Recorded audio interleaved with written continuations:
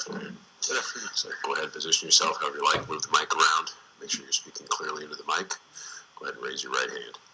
Do you swear or affirm the testimony you're about to provide is true and accurate? Absolutely. You have to speak a little louder. Yes, sir. There you go. Thank you. Go ahead, Mr. Meyer. Thank you, Your Honor. Sir, you're the same Thomas Craighton that provided direct testimony and exhibits 1 through 5 on behalf of Hardin County in this case? Yes. And if asked those same questions here today, would your testimony be substantially the same as those answers? Yes. Are there any corrections of any typos or anything in your written direct testimony that we need to be aware of? Yes, I believe it's on page 3 or 4. One of the exhibits is marked 6, and I think it should be 5. All right, and for the record, that's page 3, line 4. That's what you're referring to. There are not 6 exhibits. There's only 5. Correct. All right.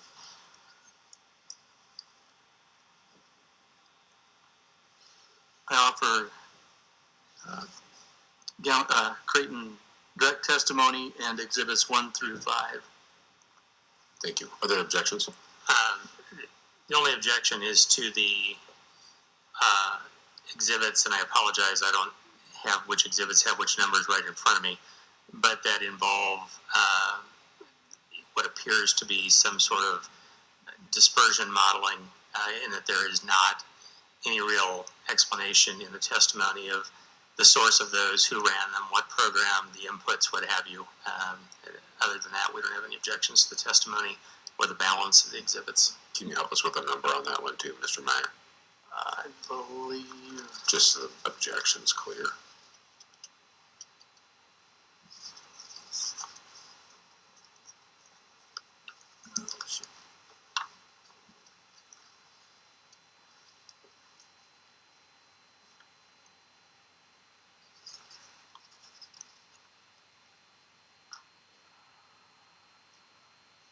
I believe that's exhibit 5, Your Honor. It is, Your Honor. I just found it as well. It's exhibit 5. Exhibit 5. Thank you. No, I think he could just expose whatever he wants to expose through cross-examination. Okay. All right. The board will admit and give the evidence the weight due. I tender the witness. Thank you.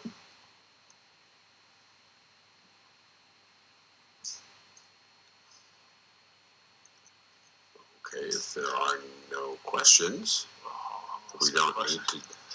Almost a question. Sir, you've got an extensive amount of exhibits, and the first exhibit I see is 99 pages long. It's got lots of different maps and contracts. I don't want to go through all of that with you, but can you just summarize the gist of why that's important for this board to understand? I apologize, but you are going to have to refresh my memory on that because I don't have it in front of me, and That's totally fair. Could we pull up his exhibit number 1, please?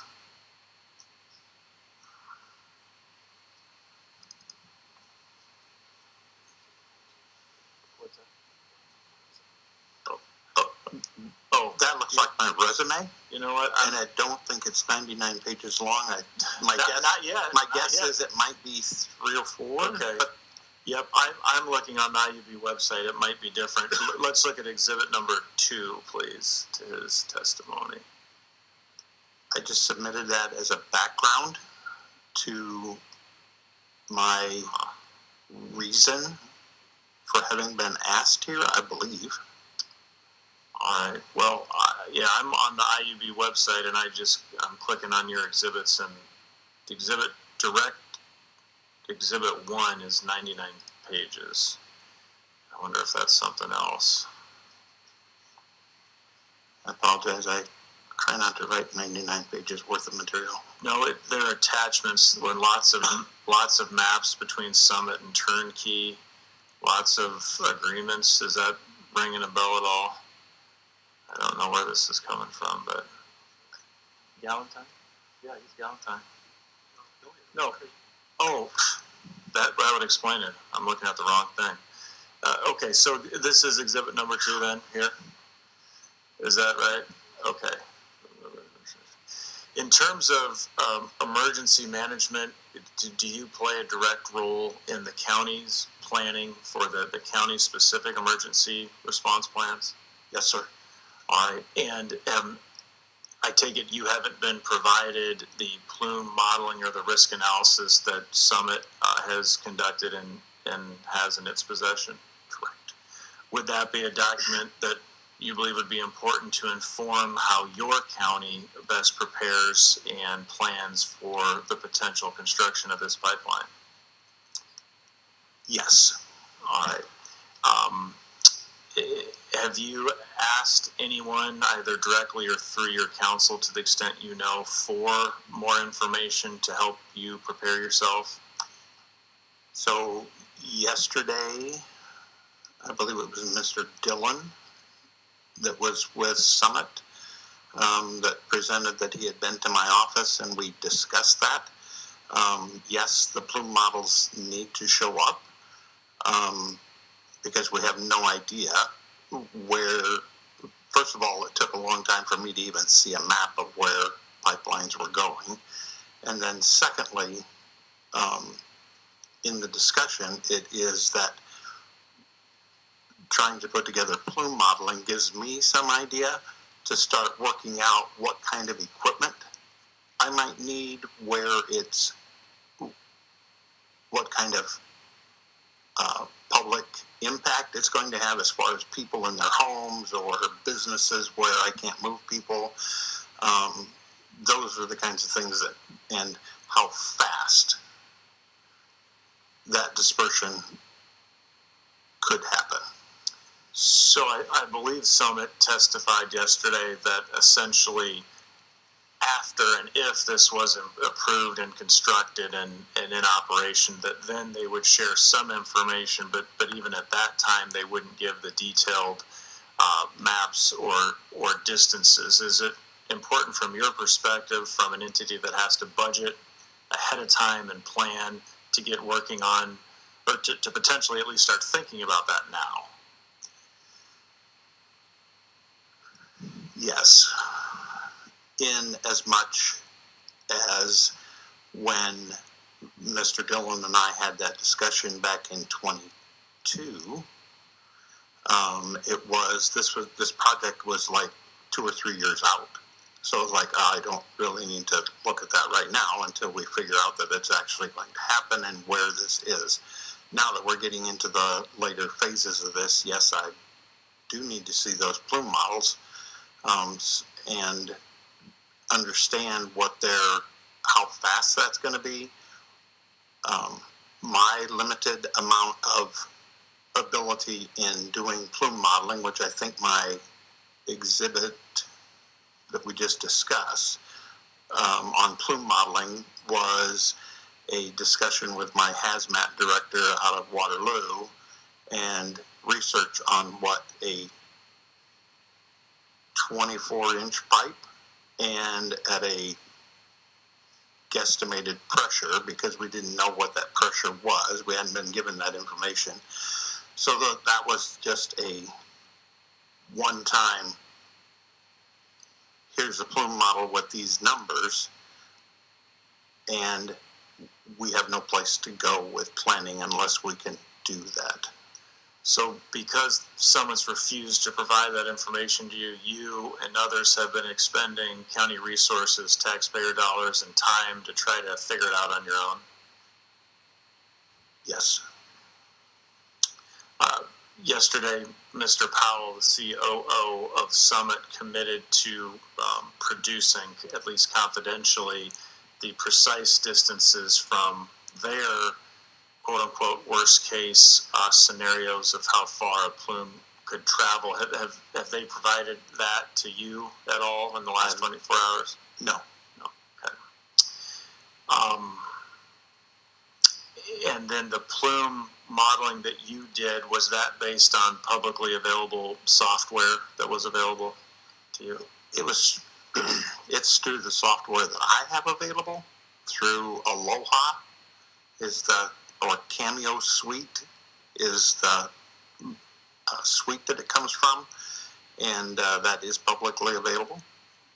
So, okay, so you utilized a public available tool, put in the inputs as best that you could, and what did you come up with for your analysis in terms of the distance of a plume travel? If I may, Mr. Chairman, can we see that plume model for me to refresh my memory of what that looks like? I think it's in exhibit. Exhibit 5, I think. I don't know if that's the proper way to ask, but I'll ask to display it as well. Exhibit 5, please. yes, that's exactly what I used. I think I went, and I do understand Attorney Duplinski's concern with it is it appears that I didn't add all of the variables that were in there. I think I took a mile on either side of that pipeline, or at least guesstimated pipeline, to work through that, and that's the impact area of what I would call impact area. And then there should be a page like that right there. So looking at this, if you take that rupture, or I think Summit would refer to it as a guillotine rupture, major pipe break there, that is going 1.5 miles, if I'm looking at that correctly. And let me just stop you there again, since we're taking this all down. We're looking at page 2 of your Exhibit 5, and it's an aerial with, we've got some shaded areas, red, orange, and yellow. And can I take it that the red is the highest concentration, and then as it gets further away, that's correct? Okay. And do you recall what value you had used for the red, orange, and yellow, or any of them? The yellow is the 40,000. I think that red, to my recollection, is an 80,000 parts per million, because at the pipeline, I think all of us would agree that at the pipeline, that's going to be the highest concentration, and it's almost 100%. So the yellow, and the software actually does Aloha does a calculation of that automatically. right. And so what we're looking at here, page 2 of your Exhibit 5, you didn't do that. That's generated by the Aloha software. Absolutely. And again, the 40,000 concentration in your modeling went out approximately 1.5 miles from the source of the release, as I recall. But I will echo Attorney Duplinski's concern is that I did not put that on the sheet.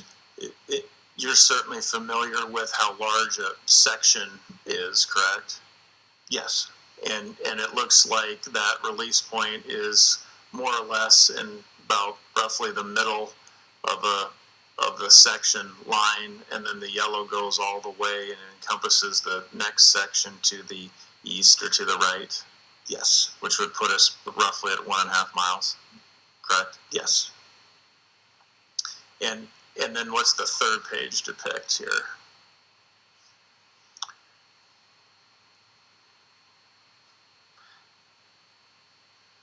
Oh, can I ask that you scroll up just a little bit to the bottom of that page? No, scroll down.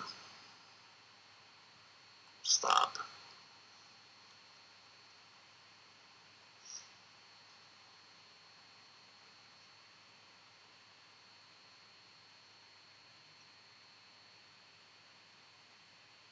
I would need a hard copy in front of me, but I think it's the difference in those is the wind speed. I didn't have a lot. I mean, number one, this took a lot of time to do, and I took a westerly wind as a general rule, and then did, I think, a 10 and a 20 mile an hour wind. Okay. So that's the only difference in these,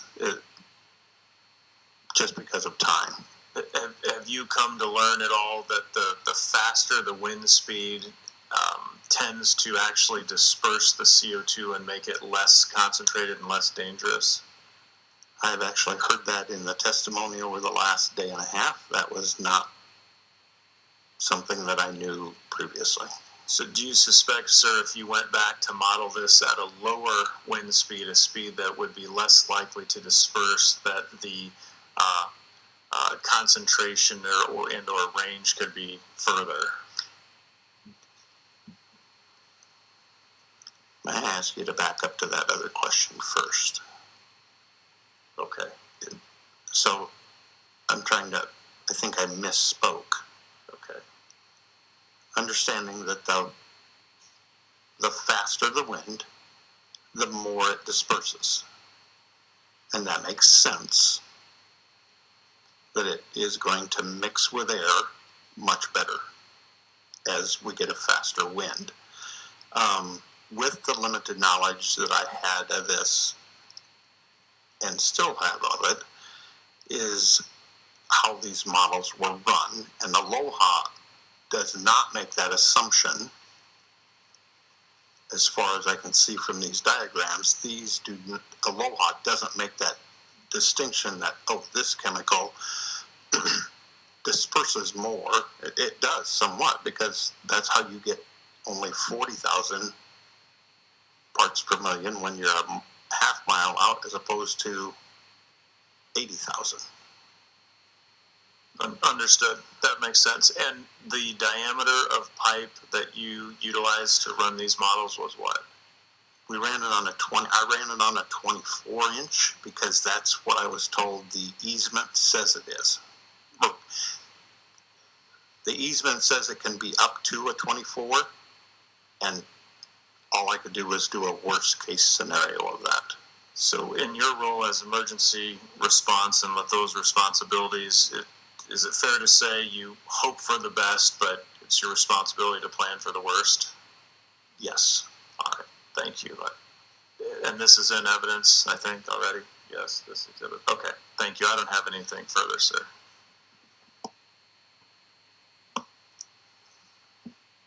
Mr. Taylor? Thank you. During the first couple of weeks of this hearing, we heard from landowners. I don't know if you heard any of that or not. And I don't recall if any of them were from Hardin County, but we heard a lot of evidence about, first of all, that in most of these rural counties, the emergency responders are volunteers, and that perhaps more professional units would be much farther away, that the closest emergency responders would be from very small towns. What's the situation in Hardin County, for example? Where would the emergency responders come from, and are they volunteers? How well trained would they be? So all of them are volunteer, and if you wouldn't mind pulling back up that exhibit that had just the red line, kind of the outline of where the pipeline's at, I can be a little more specific. So there, if you look at the top end of that, it's near Iowa Falls. Iowa Falls is still a volunteer department, but it's probably one of our best equipped departments, and best manned because of the size of that community. Still volunteer, and even on a good day, they have, at a call, you may get a dozen people. But when you move down to the Steamboat Rock area, which is about mid-page, that is a very small community. And on a day like today, if a page goes out for that fire department, there may be 3 people show up. And then when you get down to, get my bifocals right, In Providence, they might not have anybody. I had a fire call not too many weeks ago where they didn't have anybody to respond. So what'd you do? They called mutual aid from the next neighboring towns, which is Eldora and Hubbard. Would that be a problem in terms of the response timing, particularly in a situation where there's a CO2 rupture? It's a response problem on any emergency problem. CO2, all of that. So if the pipeline is constructed, what do you envision will be the situation in terms of emergency response in your county?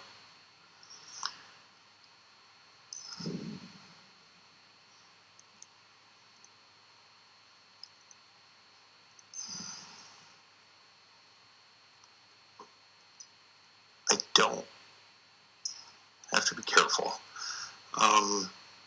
That I don't see our response getting better because all of our departments are losing manpower and we're all getting older, so we're retiring out. The other part is that with this, we have to have very specific training to it, and we have to have very specific monitoring for it. We have no monitors at this point that will tell us what gas. Back up. Our 4-gas monitor, and I carry one in my truck. It's about this big. It tells me when I have what I have for an oxygen concentration. It tells me carbon monoxide. It tells me hydrogen sulfide, and it tells me methane. Otherwise, the only way that I'm knowing if carbon dioxide in the air is only by the deficiency of oxygen. And at that point, we are going to put on SCBA, and we're going to assess what, and I'm going to use this term with some parentheses around it, if I may, viable victims, because of inserting multiple firefighters for a, again, quote unquote, unsalvageable patient. That sounds pretty serious. Unsalvageable?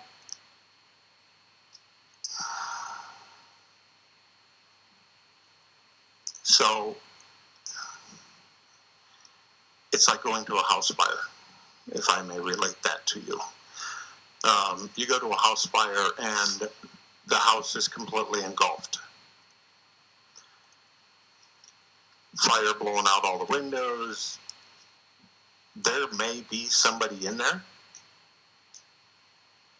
but by the time we get there and we see that, that person inside there is no longer considered salvageable, and you don't risk live bodies and firefighters for that victim because it's already killed them.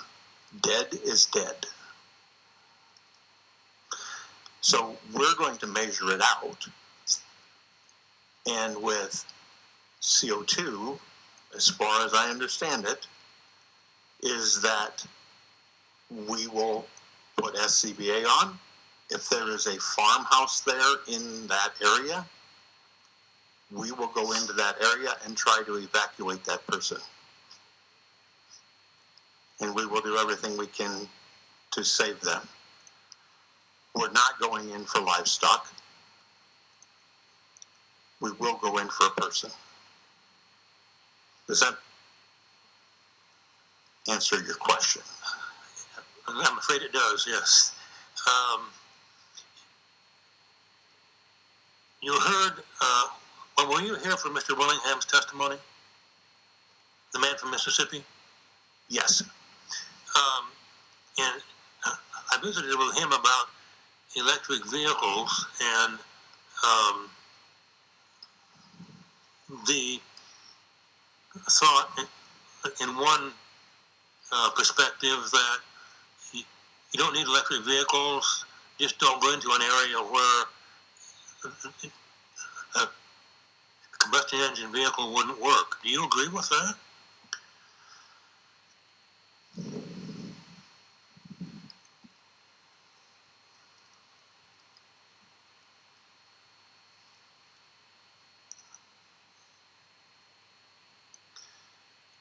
I'm not exactly sure how to answer that. Yes and no. The reason I say that is because we live in Iowa, and an electric vehicle isn't going to work very well in the middle of Iowa when we have a blizzard and we're working at 40 below. In the summer, it might work well for us to get into these areas. The other portion of that is I still need bodies to make those machines run. And I need them trained and to know what are they taking that into, and is it going to be safe in there? So if we don't have electric vehicles or they don't work, and combustion engines wouldn't work because of the carbon dioxide, what do? You put on SCBA and you run your happy 2 feet as far as you can go and hope you have enough air tank to get that far and back. And we do that currently with hazmat situations. But as you say, that would take people power, correct? Absolutely. Yeah. That's all the questions I have. Thank you. Mr. Whippel? Mr. Craighton, I want to go back to what you discussed about your meeting with Mr. Dillon from Summit. You said you met in 2022, is that right? I believe that's what the record showed. Have you met with Mr. Dillon since then? No. So that was the only meeting? Yes. And did you discuss at that time with Mr. Dillon dispersion modeling or plume modeling? No. So if I remember correctly, it was that would be coming down the road. So he represented that you would receive it at some point? With our training. He told you would actually receive the results of the dispersion modeling? So let me go back and discuss any dispersion model. Even the model that I ran has multiple variables. Number one, it's the temperature, it's the humidity, it's the wind direction, and then with CO2, as I understand CO2, is that it is a heavier than air product and it flows to the low areas. So at that point, we also have to think about when the dispersion model that I ran, what valleys are in there, and the dispersion model gives you this. It doesn't give you that there's a valley here and the product is running laterally away from you. Does that make sense, what I'm saying? Yeah, I'm really not interested in getting into how dispersion modeling works, just what you were told by the company when you met with them. Yes, so we'll have a dispersion model to have a discussion over. Yes. But no date was provided for that? No. Okay, thank you.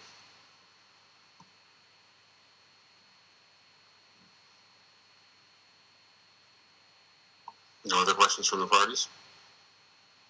Okay, board? All right. Mr. Meyer for redirect. Thank you, Your Honor. Can we have that Exhibit 5 back up with the map that had the city in the plume?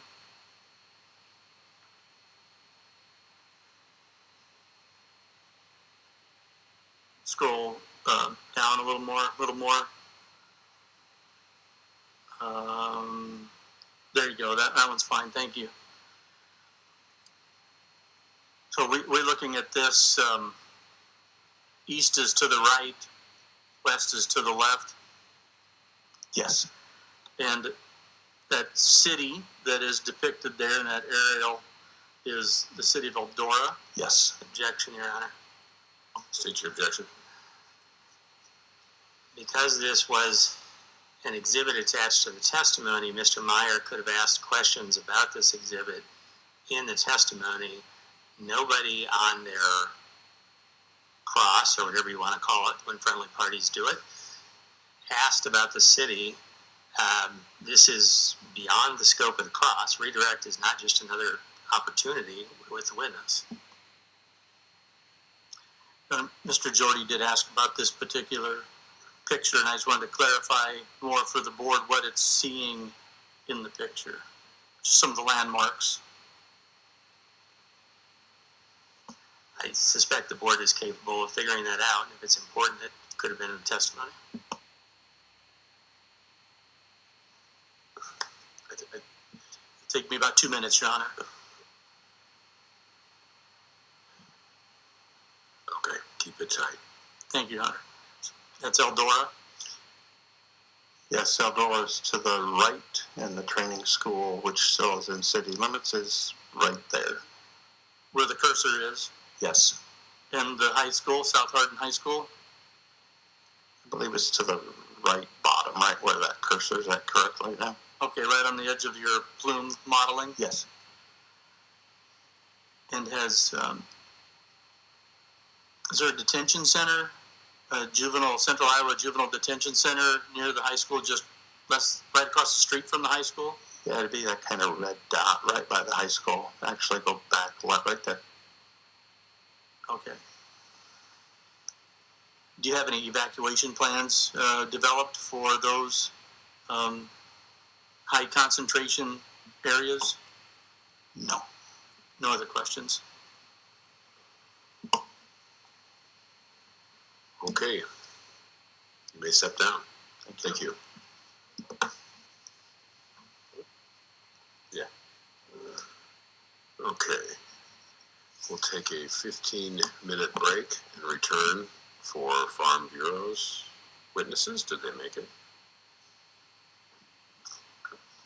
They are here, Your Honor. Wonderful. Okay. We will be back on the record in about 15 minutes, shortly before 2:45. Thank you.